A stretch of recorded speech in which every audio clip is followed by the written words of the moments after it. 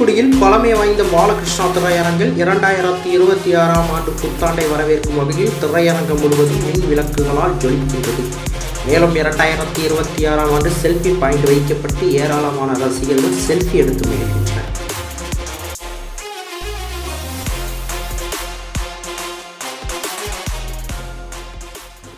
தூத்துக்குடியில் 1928ஆம் ஆண்டாம் நாடாக குர்வையாக தொடங்கப்பட்ட பாலகிருஷ்ணா திரையரங்கம் தற்பொழுது காலத்திற்கு ஏற்றார் ஒரு மல்டிப்ளெக்ஸ் திரையரங்கமாக மாற்றப்பட்டுள்ளது. இன்றைய தொழில்நுட்ப வளர்ச்சியில் தியேட்டர் நடத்துவது என்பது மிகவும் சிரமமான காரியம். அதிலும் வீட்டில் இருந்தபடியே படம் பார்க்கும் காலம் வந்த பிறகு டிவி சேனல்கள் OTT தளங்களோடு போட்டி போட்டு தியேட்டர் தொழிலை விடாமல் நடத்துவது என்பது ஒரு பெரிய சவால் தான்.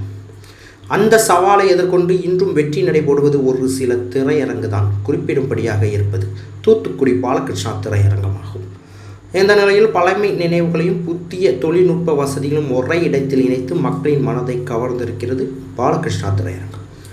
2026ஆம் ஆண்டை வரவேற்கும் வகையில் திரையரங்க வளாகம் முழுவதும் மின் விளக்குகளால் ஜொலிக்கின்றது. மேலும் திரையரங்கம் முன்பு 2026 என்ற செல்ஃபி பாயிண்ட் அமைக்கப்பட்டு இதில் ஏராளமான ரசிகர்கள் செல்ஃபி எடுத்து செல்கின்றனர்.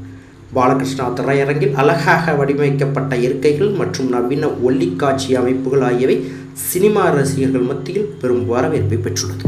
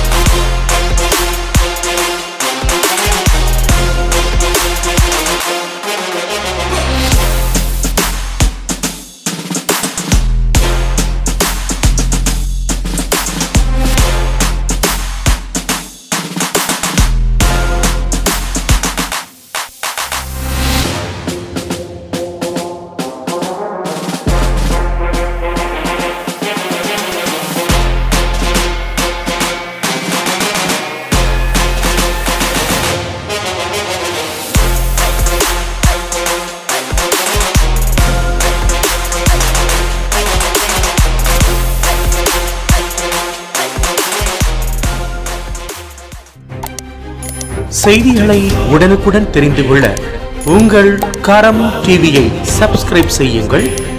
அதோடு பெல் பட்டனையும் கிளிக் செய்யுங்கள்.